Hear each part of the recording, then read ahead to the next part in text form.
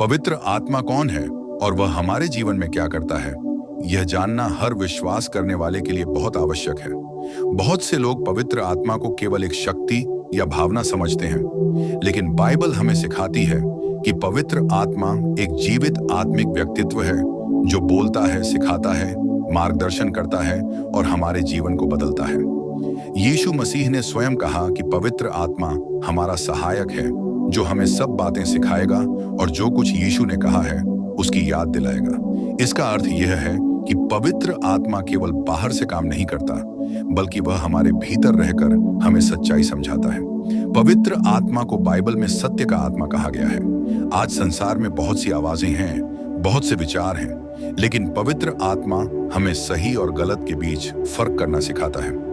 जब हम गलत दिशा में जाते हैं तो वह हमारे मन में बेचैनी पैदा करता है, और जब हम सही मार्ग पर चलते हैं तो हमारे हृदय में शांति देता है।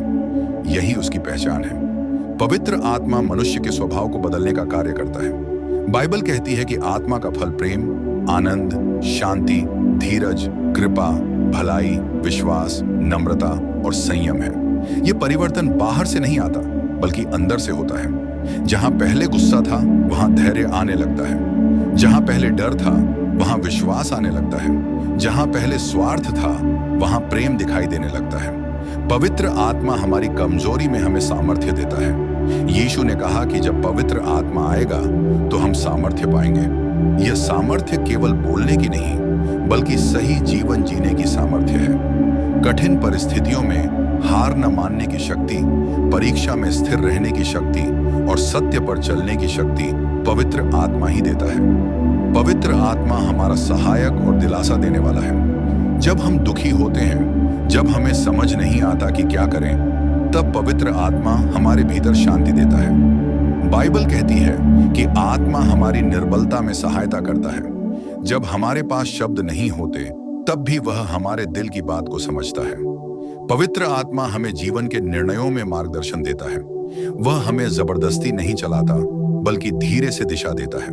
वह हमें सिखाता है कि कौन सा रास्ता सही है और कौन सा रास्ता हमें नुकसान पहुंचा सकता है। जो लोग पवित्र आत्मा की अगुवाई में चलते हैं, वे अपने जीवन में स्थिरता और उद्देश्य पाते हैं।